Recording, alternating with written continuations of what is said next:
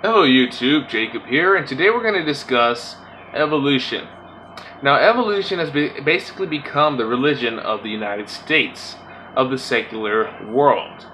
You know, those who claim to be all about science. And personally, I don't believe these individuals really are about science. They're more about indoctrination, and that's why I call evolution the secularists' religion. Alright? Because many secularists believe in evolution without question. I mean, they do so without question. Now, there are several scientists, 500 plus scientists, who have openly spoken out against evolution and showing sincere doubt about its validity. Alright, so you can go to discovery.com and find a list of 500 plus professionals with backgrounds in being physicists, geologists, biologists, all forms of science coming out against evolution, alright? And they do so with good reason, alright? So in 2016, I found an article that says in 2016, the Royalty Society of so-called intellectuals came together under the House of Darwin. So you see, basically Darwin created this society which he calls royalty, and it's full of top-notch scientists. One of their members came in front of the congregation and talked about society's bias towards the theory, or their favor towards the theory, which is bias, and how people have blindly accepted its validity without critical review. This kind of free thinking can only be done in places outside of the U.S., quote. So this individual came out and said that this free thinking, this ability to oppose the theory and critically review it can truly be done outside of the U.S. But when it comes to doing it inside the U.S., good luck, given how many people are brainwashed and who accept it without question. So, God forbid one of these hundreds of scientists and biologists come out against it in the U.S., given how many of them would be excommunicated from the science community. Alright? So let's look at the website itself, and I'm going to leave a link below to the website if you want to check it out, yourself. If you have a free mind, you're not subject to man-made philosophy, and you actually, think freely, I recommend reading the article. Alright? So Mayer, one of the speakers, a scientist, came out and said, the technical literature in biology is now replete with world-class biologists routinely expressing doubts about various aspects of neo-Darwinian theory, and especially about its central tenet, namely the alleged creative power of the natural selection and mutation mechanism. Alright, so specifically, they're ridiculing its so-called ability to explain natural selection and mutation being able to create new living organisms. All right. Nevertheless, popular defense of the theory continue apace, rarely if ever acknowledging the growing body of critical scientific opinion about the standing of the theory. Rarely has there been such a great disparity between the popular perception of a theory and its actual standing in the relevant peer-reviewed science literature. So he can tell, as we can see in his statement, he can tell that there is a bias here. There's an agenda going on in the science community, at least in the United States. Alright, because there are high-level political scientists who are pushing this agenda. And that's what it is. It's an agenda based on their religion, all right? Because they don't want to, they know if they even give up a little edge, if they give up a smidge of this theory of evolution, then they'll know that the creationists will have an edge up on them.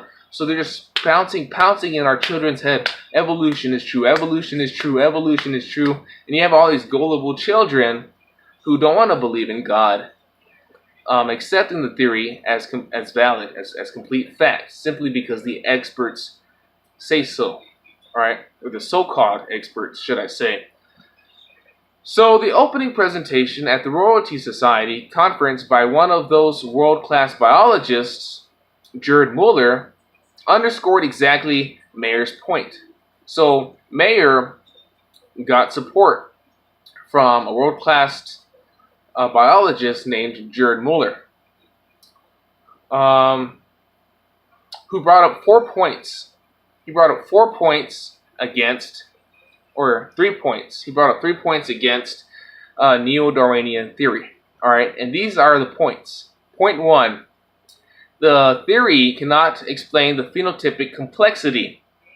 It cannot explain the origin of eyes, ears, body plans, the anatomical and structural features of living creatures. It cannot explain why these are as they are, or why they're so complex. It cannot explain the phenotypic novelty, the origin of new forms throughout the history of life. Isn't that what evolution claims to do? But in fact, it can't do that. It cannot explain the origin of new life throughout the history of life. For example, the mammalian radiation some 66 million years ago, in which the major orders of mammals, such as bats, carnivores, and others, enter the fossil record. Or even more dramatically, the Cambrian explosion, with most animal body plans appearing more or less without antecedents, without prior ancestors. It seemed like at this point in time, all of these types of animals just popped into existence with really no relation to one another. I mean, it was just immediate. Boom, boom, animal here, an animal there, and they just started popping up everywhere, okay? And they did so without antecedents. And finally, evolution cannot explain the non-gradual forms of modes of transition, where you see abrupt discontinuities in the fossil record between different types. So in almost all in all the fossil records, basically, you see abrupt discontinuities in the fossils, all right? That's basically saying, like, for example, let's say we have a unicycle as a representation of an animal, all right? And then let's say you have a picture of a bicycle, and it has 2 wheels. And then you have a picture of a tricycle, and it has 3 wheels, okay? That's basically what you see in the pictures of evolution. There is no transition between the unicycle being able to become the bicycle and it evolving into the tricycle. Obviously, these things aren't animals and they don't evolve that way, but when you look at the pictures, you don't see any transitions like you would expect.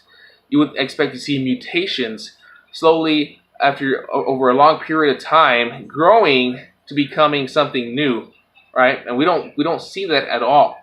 For example, let's say we have an ape with a long tail, okay? And let's say that currently now its descendant at this point in time has a small tail. All right, you would expect to see fossils of an ape with the long tail slowly, with that tail slowly becoming smaller and smaller and smaller in the fossil record. You would expect to see that. You wouldn't expect to see a jump from a long tail to an ape with a short tail, just a big jump. No, you would expect to see small changes, and that's exactly what you don't see in the theory or in the fossil record. All right. So as Muller previously explained, the neo-Darwinian paradigm still represents the central explanatory framework of evolution as represented by textbooks. It has no theory of the generative.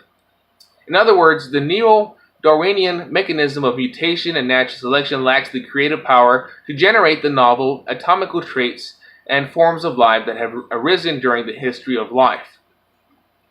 The theory continues to be presented to the public via textbook as the canonical,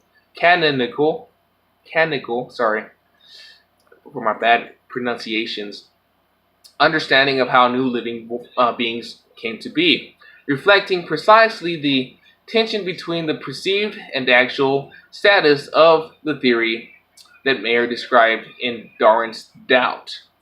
So I'm going to leave a link down below. You can check out the whole article. He talks a lot about his disapproval of how society has handled the theory and how it's basically become a religion, right? A secular belief system. And obviously it's because they don't want to accept a creator. And that's basically what the Bible tells us. It tells us that God created all of these animals, boom, boom, boom, independent from one another, which would explain the Cambrian explosion, and then that these animals have adaptive power, but they'll still remain, they'll still look like the animal that God made them to be in the beginning. So like a tiger in the past will still have the same features of a tiger today. Alright, that's basically what the Bible would tell us or teach us. And that's exactly what you see with the evidence. So guys, tell me what you believe. Will you let your mind follow the evidence, or will you be deceived by this secular world? And you have a blessed day.